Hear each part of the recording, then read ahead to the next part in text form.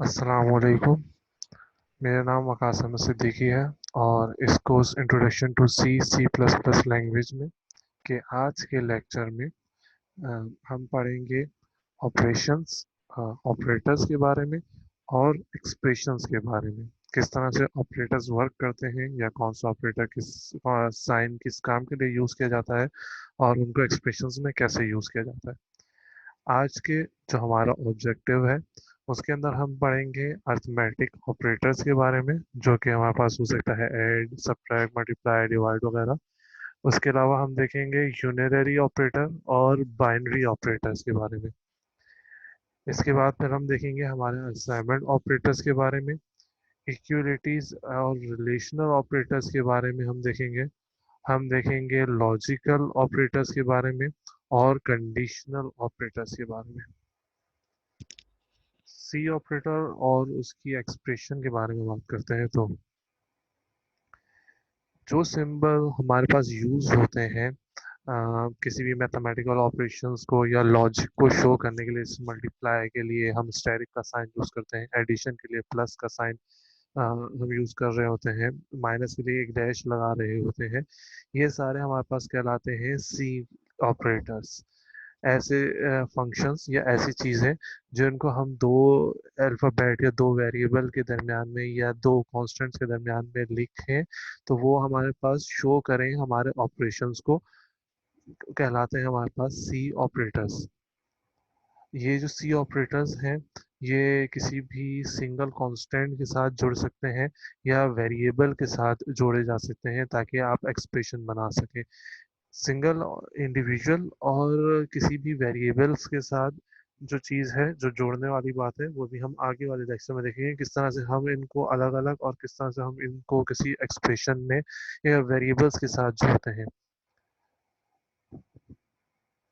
Operators जितने भी होते हैं हमारे पास जो फंक्शंस होते हैं, हमारे पास जो कॉन्स्टेंट्स होते हैं, हमारे पास जो वेरिएबल्स होते हैं जो वर्किंग कंडीशंस में काम कर रहे होते हैं, जब हम इन सबको जोड़ देते हैं तो फिर हमारे पास एक्सप्रेशन बनता है।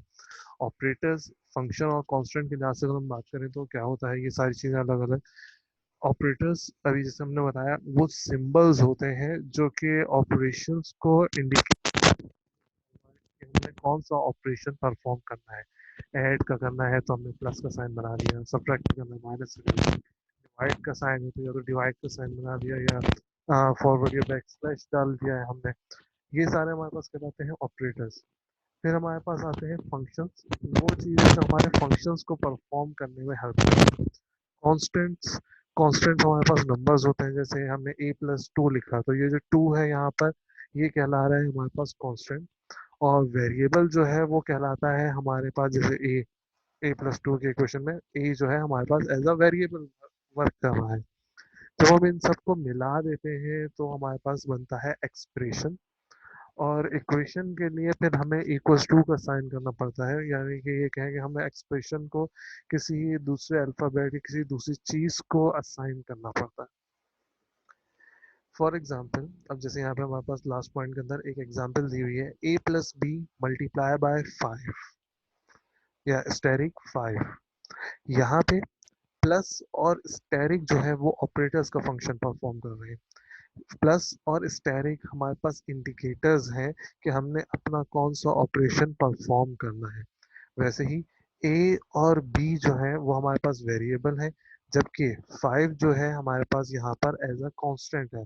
कांस्टेंट हमारे पास कोई भी नंबर हो सकता है, 1 2 3 4 5 6 7 8, 0 to 9, या इनके कॉम्बिनेशन है जैसे 10, 100, 34, 55, इस तरह कोई भी नंबर हो सकता है। वेरिएबल्स जो है हमारे पास कोई भी अल्फ़ाबेट हो सकते हैं फ्रॉम A to Z।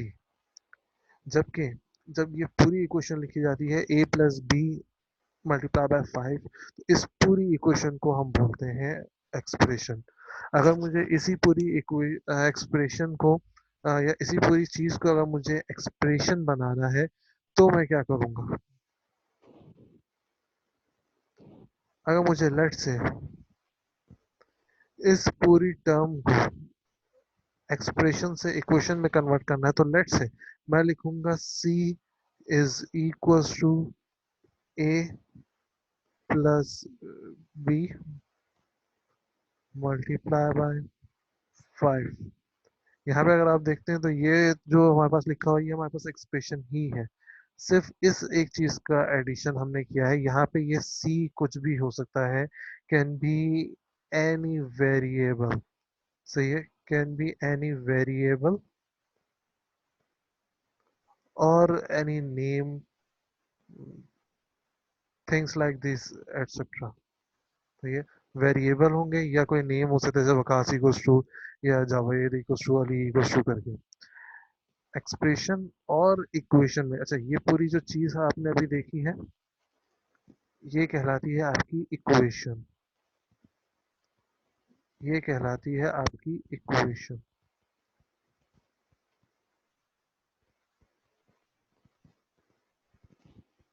फर्क क्या है एक्सप्रेशन और इक्वेशन में?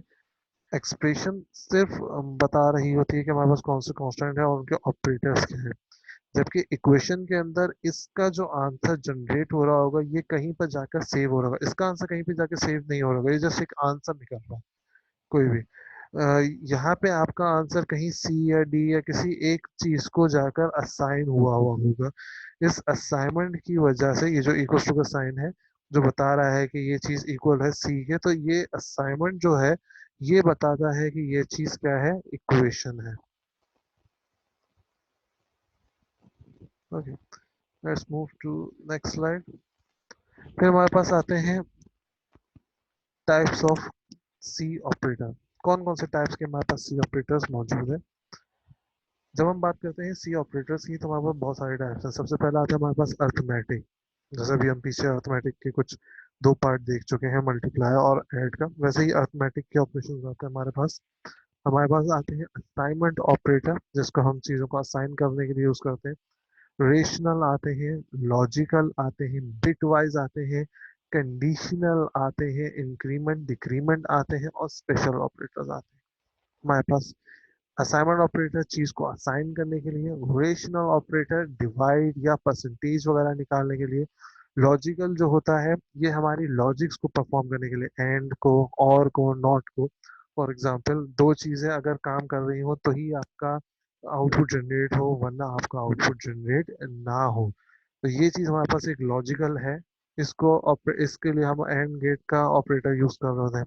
फिर बिट वाइज जैसा भी हमने बताया कि सारी एक्सप्रेशन सारी चीजें जो है हमारे पास 8 के या कहें कि 2 बाइट्स के अंदर सेव हो रही होती हैं सारे। जैसे हमने इंटीजर फ्लोट की बात कर रहे थे, हमने लास्ट उसमें देखा था। तो साइज के लिहाज से तो हर चीज 2 बाइट्स की, कम से कम 2 बाइट्स ले रही थी। तो उन बाइट्स के अंदर जो डिफरेंट 8 या 16 जो बिट्स आती हैं, अगर मैं हर बिट को अलग अलग चेक कर रहा हूँ तो फिर मैं बिट वाइज ऑपरेटर का यूज करता हूँ। कंडीशनल ऑपरेटर आता है जब हमें किसी चीज की कंडीशन लगानी होती है। इंक्रीमेंट और डिक्रीमेंट हमारी चीज को बढ़ाने में, जो भी नंबर है, जो भी नंबर उसको या कांस्टेंट उसको असाइन है, जो भी वैल्यू उसको असाइन है, उस वैल्यू को राइज करने में, बढ़ाने में या कम करने में, डिक्रीमेंट का मतलब कम करने में यूज होता है। फिर हमारे पास स्पेशल ऑपरेटर्स आते हैं जो डिफरेंट तरह के हमारे पास वर्क कर रहे होते हैं। जैसे एक जगह से दूसरी जगह पर पहुंच जाना, चेक करना कि भाई उसका फ्लैग ओके है या नहीं है, जगह खाली है या नहीं है, जीरो है या कोई वैल्यू मौजूद है, कहीं ऐसा तो नहीं पहले से कोई वैल्यू मौजूद है। इस तरह की सारी चीजें चेक करने के लिए हम स्पेशल ऑपरेटर्स का हेल्प लेते हैं। यही सारी चीजें हमने यहाँ पर डिफाइन की हुई हैं with respect to their descriptions.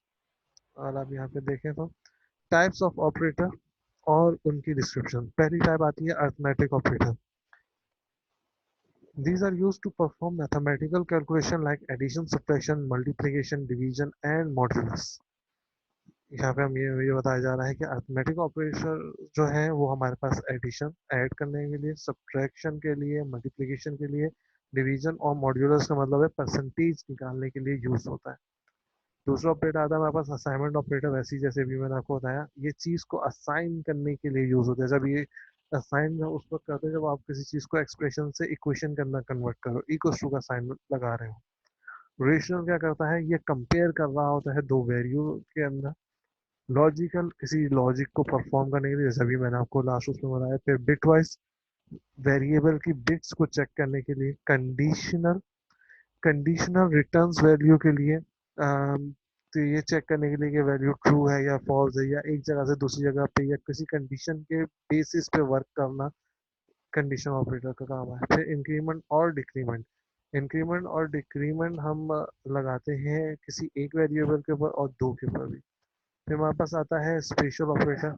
इसके अंदर हम चेक कर रहे होते हैं किसी चीज़ का साइज क्या है और डिफरेंट इस टाइप की चीज़ें। फिर हम बात करते हैं सबसे पहले हमारे अर्थमेटिक ऑपरेटर्स की। अर्थमेटिक ऑपरेटर्स जो है हमारे पास कितने टाइप के हैं, एक दो तीन चार पाँच छः, तकरीबन 6 टाइप के हमारे पास ऑपरेटर हैं या ऑपरेशंस जो है हम परफॉर्म कर सकते हैं अर्थमेटिक ऑपरेटर में। सबसे पहला आता है एडिशन, जिसका ऑपरेटर या जिसका साइन है प्लस, ऑपरेंड टू है। ओके, यहाँ पे जो आपके पास वैल्यू आफ्टर लिखी हुई है ये उस वक्त आ रही है जब ये आपके पास एज अ ऑपरेटर टू काम कर रहा हो, ये एज अ ऑपरेटर टू काम कर रहा हो। और ऑपरेटर वन क्या है आपके पास, ये 9।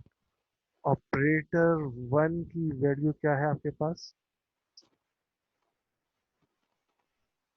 ऑपरेटर वन की वैल्यू है आपके पास 9, मतलब 9 + 2 11, ये आंसर आ गया आपके पास।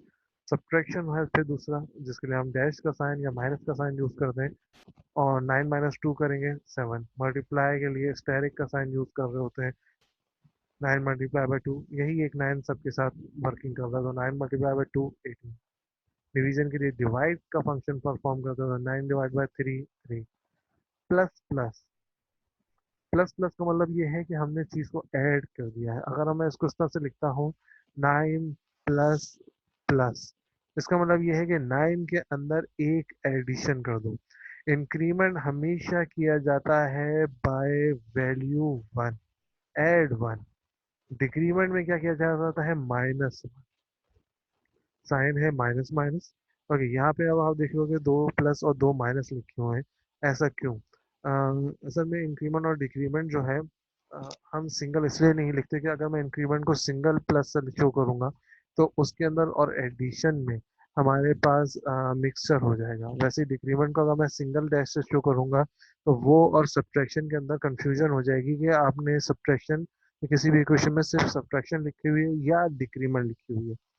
फर्क क्या है दोनों में? सब्ट्रैक्शन किसी दो वेरिएबल के बीच में की जाती है हमेशा। जैसे 9 और 2, यहाँ पे दो अलग अलग कॉन्स्टेंट्स हैं, दो अलग अलग जगहें हैं, दो अलग अलग प्लेसेस के दरमियान में लगता है। ये है आपके पास binary, more than one value को यूज करता है, या ये कहें कि दो वैल्यूज के दरमियान में वर्किंग परफॉर्म करता है। जबकि यही सेम काम आपके एडिशन के लिए भी है, जो दो ये दोनों चीजें एडिशन और सब्ट्रैक्शन दो वैल्यूज के दरमियान में काम करते हैं। लेकिन अगर आप इंक्रीमेंट या डिक्रीमेंट की बात करेंगे तो इंक्रीमेंट या डिक्रीमेंट किसी भी एक वैल्यू के ऊपर वर्क कर लेगा। लेट्स से मैंने लिखा 3++, तो 3++ का मतलब ये है कि 3 के अंदर एक ऐड कर दो। मुझे 3 के साथ किसी और को लिखने की जरूरत नहीं, जैसे 3+1 लिखूं या 3+2 लिखूं, मुझे ये चीज लिखने की जरूरत नहीं है, मैं प्लस प्लस से अपना फंक्शन परफॉर्म कर सकता हूँ। अब यही काम देख रहे हो कि ऑपरेंड टू के अंदर यहाँ पे एक सिंगल प्लस लिखा हुआ है या एक सिंगल माइनस लिखा हुआ है, क्योंकि हमें ऑपरेंड टू की जरूरत नहीं बनती। फिर हमारे पास आता है मॉड्यूलस। मॉड्यूलस का मतलब है परसेंटेज। जब आप 9%2 निकालोगे तो आपके पास समथिंग आंसर बन रहा होगा 1।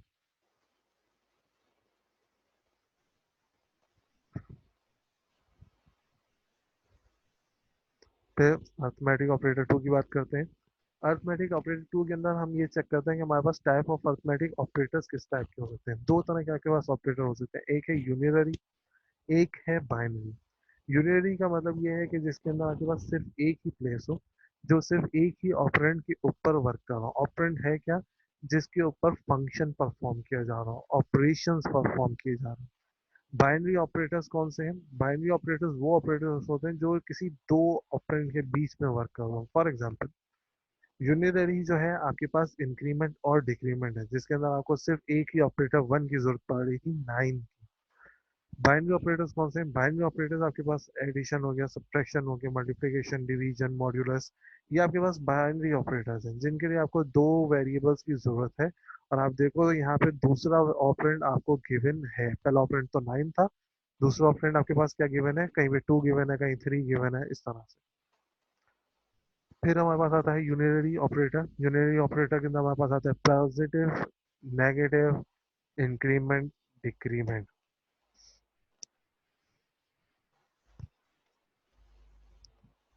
यहाँ पे पहली एग्जाम्पल के अंदर हम क्या कर रहे हैं, ए को एक पॉजिटिव 3 असाइन कर रहे हैं। वैसे ही दूसरे उसके अंदर हम बी को -A असाइन कर रहे हैं। तीसरे के अंदर हमने क्या कहा, तीसरे के अंदर हमने आई को प्लस प्लस कर दिया, मतलब I+1, और वापस से जाकर कहाँ पे सेव कर दो उसको आई में। आई माइनस माइनस का मतलब ये है कि आई की जो भी वैल्यू है, 3 4 5 6 7, 1 से 0 से 9 तक कोई भी वैल्यू है, उसके अंदर एक -1 करो और उसको वापस ले जाकर आई की वैल्यू के ऊपर ओवरलैप कर दो। यहाँ पे आपके पास पुरानी वैल्यू खत्म हो जाती है और नई वैल्यू आपके पास आ जाती है। फिर हमारे पास जो टॉपिक आता है नेक्स्ट स्लाइड में, वो है आपके पास प्री एंड पोस्ट इंक्रीमेंट। थोड़ा सा फर्क है, ये जो प्लस प्लस का साइन है हम लगा रहे हैं, ये हम अपने दोनों साइड पे लगा सकते हैं। ये जो प्लस प्लस का साइन है, ये प्लस प्लस का साइन दोनों जगह पे लगा सकते हैं।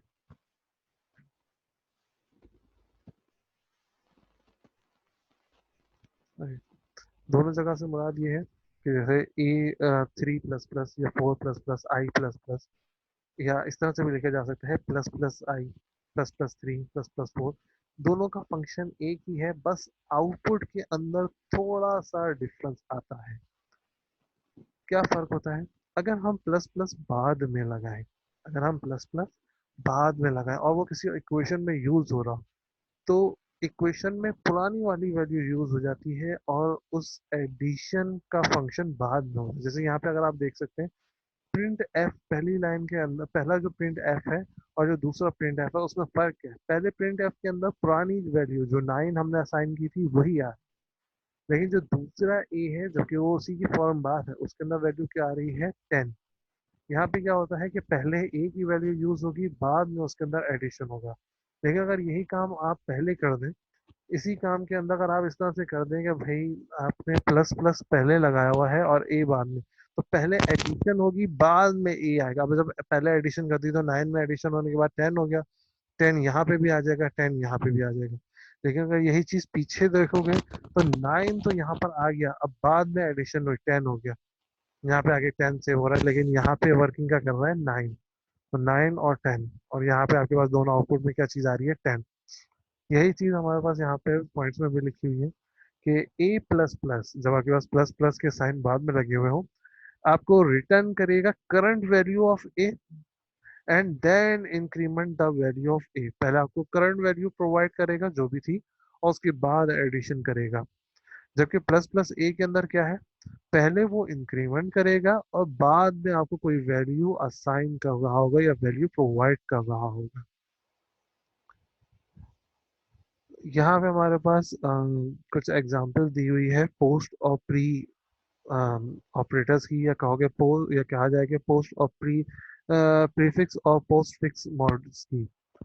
आर अगर कांस्टेंट काउंट प्लस प्लस है, या आर जो है प्लस प्लस काउंट है, तो क्या होगा, पहले आर को काउंट ले लेंगे, जो भी काउंट है, 3 है 4 है 5 है कोई भी वैल्यू है, और उसके बाद काउंट में प्लस करेंगे। आर 10 है और काउंट क्या है, 10। आर भी 10 है और काउंट भी 10 है। आर की वैल्यू क्या आ गई, 10, लेकिन काउंट की वैल्यू क्या आई, 11। R equals to plus plus count. अब यहाँ पे क्या है, काउंट में पहले ऐड होगा, फिर काउंट आर की वैल्यू के इक्वल होगा, तो दोनों वैल्यू आपके पास क्या आ रही है, 11। इस एक वैल्यू का फर्क आता है कि आपने काउंट पहले ले लिया या काउंट आपने एडिशन के बाद लिया।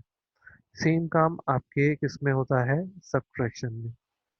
पहले आप सब्ट्रैक्ट कर रहे हो या पहले आप वैल्यू ले रहे हो, ये डिसाइड किया जाता है। फिर आता है आपके पास बाइनरी ऑपरेटर्स।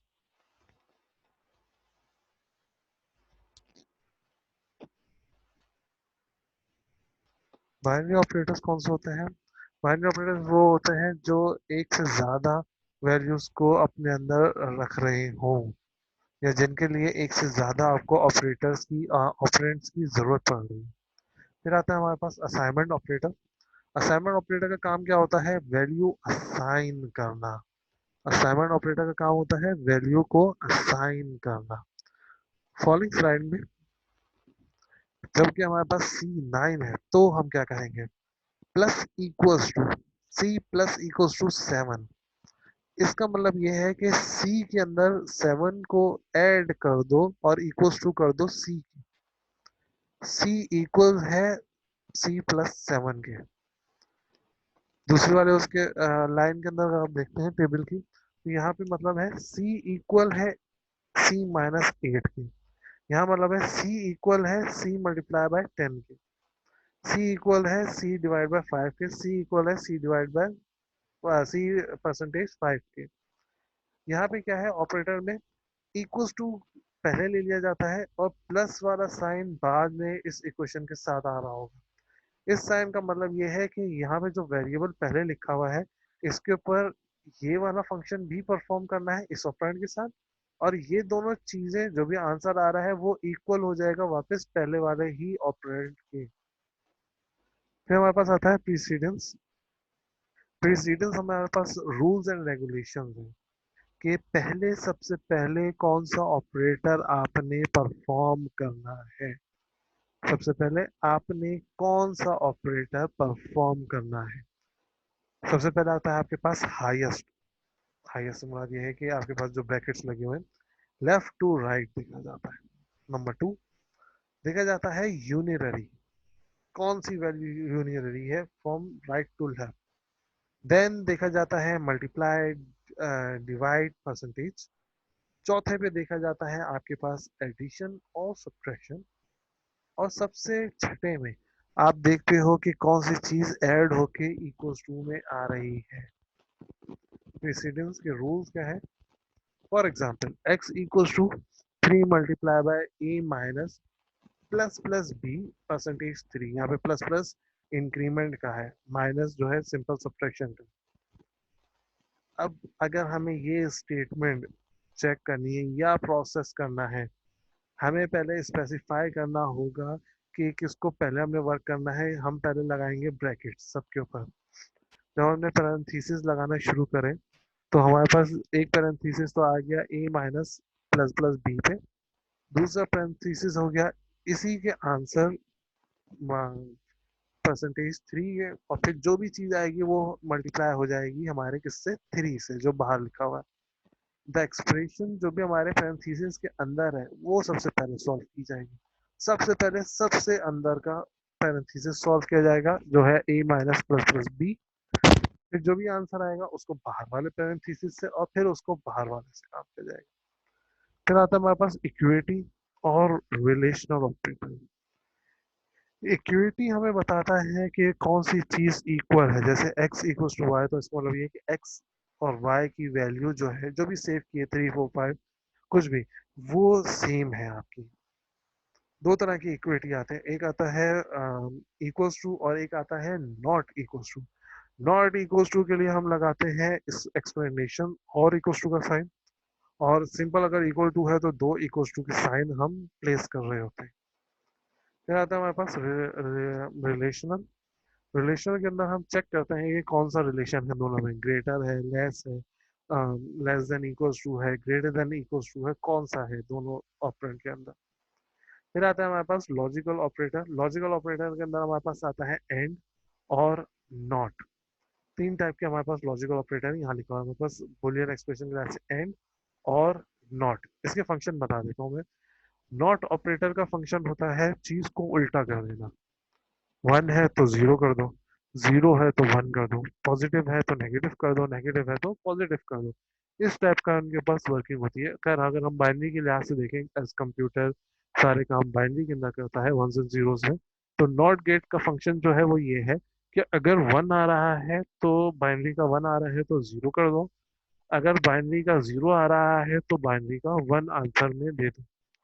और का फंक्शन क्या होता है, और का फंक्शन काम कर रहा होता है कि भाई कोई सा भी एक आता है तो आपके पास आउटपुट जनरेट हो जाए। फॉर एग्जाम्पल एग्जाम के अंदर क्वेश्चन नंबर 3 अगर आपको गिवन है, लेट्स क्वेश्चन नंबर 3 के दो पार्ट है, पार्ट ए और पार्ट बी। अगर बीच में और लिखा हुआ है इसका मतलब ये है कि या तो आप पार्ट ए करें या आप पार्ट बी को सॉल्व करें।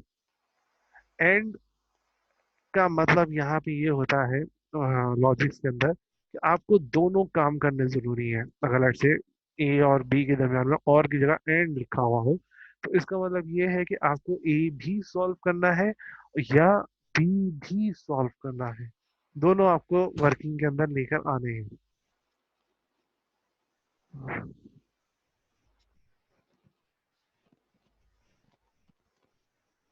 ओके, इसके बाद फिर आपको यहाँ पे सारे लॉजिक्स के बारे में बताया। सबसे पहले and operate and logic. And logic के लिए हम दो एंड के साइन बनाते हैं, जैसे यहाँ पे लॉजिकल से पहले लिखा हुआ है। ये रहा दो, दो अदद एंड के साइन बनाए जाएंगे। दो अदद एंड के साइन बनाए जाएंगे। यहाँ पे क्या होता है कि दोनों ऑपरेंड को वन होना या दोनों चीजों को इक्वल होना जरूरी है। दोनों चीजों को ट्रू होना जरूरी है। अगर दोनों में से कोई एक चीज भी फॉल्स है या दोनों चीजें फॉल्स है, तो आपका आंसर ऑटोमेटिक क्या हो जाएगा, फॉल्स हो जाएगा। और के अंदर हम क्या करते हैं, दो लाइनें लगा देते हैं। दो स्ट्रेट लाइंस लगाते हैं हम। इन दो स्ट्रेट लाइंस के अंदर या कहें कि जो हमारे पास सीधी लाइंस बन रही हैं, जो हमारे पास मोस्टली एंटर के ऊपर या बैक स्पेस के नीचे लाइंस गिवन होती है वो है। इसका मतलब यह है कि दोनों में से कोई भी काम हो जाए, या तो ए हो या बी हो, ऑपरेंड ए या ऑपरेंड बी में से कोई सा भी एक ट्रू हो या दोनों ट्रू हो, तो आपका आंसर ट्रू हो जाएगा। ये उसी वक्त फॉल्स होता है जब आपके पास दोनों आंसर फॉल्स हो, दोनों ऑपरेंड फॉल्स हो। नॉट के लिए हम सिर्फ एक्सप्लेनेशन का फंक्शन यूज करते हैं। इसका मतलब ये है कि जो भी आंसर आ रहा है उसको रिवर्स कर दो। जैसे यहाँ पे लिखा है reverse the meaning of a condition. जो भी आ रहा है, लेट्स अगर ग्रेटर देन का साइन लगाया और नॉट के साथ, तो नॉट का मतलब ये है कि ग्रेटर देन नहीं, आपने लेस देन देखना है। अगर इक्वल्स टू लगाया हुआ है और नॉट के साथ, तो उसका मतलब ये है कि इक्वल्स टू नहीं है, वो नॉट इक्वल्स टू है। फिर आता है हमारे पास कंडीशनल ऑपरेटर। कंडीशनल ऑपरेटर हमें कंडीशन प्रोवाइड करता है कि अगर ये काम करो तो ये, अगर ये है तो ये काम कर दो, नहीं तो कोई दूसरा फंक्शन परफॉर्म कर दो। इफ और एल्स। इफ कोई भी आपने कंडीशन दे दी ए ग्रेटर देन है बी के, तो ये वाला काम कर दो और चले जाओ। एल्स, अगर ये ग्रेटर देन नहीं है तो फिर दूसरा वाला फंक्शन परफॉर्म कर दो और चले जाओ। ये बिल्कुल ऐसे ही है। लेट्स से कि सुबह उठकर इस्त्री करनी है किसी को, सुबह सुबह, तो वो ये कहेगा कि इफ कंडीशन में आ गया लाइट होगी तो इस्त्री होगी, एल्स बगैर इस्त्री के कपड़े जाएंगे, या कुछ और दूसरी फंक्शन आपने यहाँ पर परफॉर्म कर दिया। फिर इसी के हमारे पास एक एग्जांपल दी हुई है कि इफ टोटल जो है ग्रेटर देन 60 के है और ग्रेड पी के है, एल्स क्या कर दो, ग्रेड एफ कर दो। अगर आपका टोटल जो है, जो भी आपका आंसर बन रहा है टोटल में नंबर्स के लिहाज से, लेट से किसी की मार्कशीट है, उसको हमने चेक करा है कि अगर तो 60 से ज्यादा है तो पी या पास को शो कर दो, एल्स क्या कर दो, ग्रेड एफ कर दो। दूसरी एग्जांपल इफ एल्स स्टेटमेंट की, कि अगर तो 60 से बड़ा है तो प्रिंट एफ पास, नहीं तो क्या प्रिंट कर दो, फेल कर दो उस बच्चे को। ये जो नीचे हमारे पास लाइन लिखी हुई नजर आ रही है कि grade equals to total greater than 60 dollars type का साइन पी कोलन एफ, तो ये जो चीज लिखी हुई है हमने, ये हमें बता रही होती है कि हमारा फंक्शन क्या परफॉर्म हो रहा है। या ये जो हमने ऊपर दो कंडीशन लिखी है इफ एल्स की, इस पूरे को हमने यहाँ नीचे सॉल्व कर दिया है। सेम वैसे ही यहाँ नीचे प्रिंट एफ की कंडीशनल स्टेटमेंट लिखी है हमने।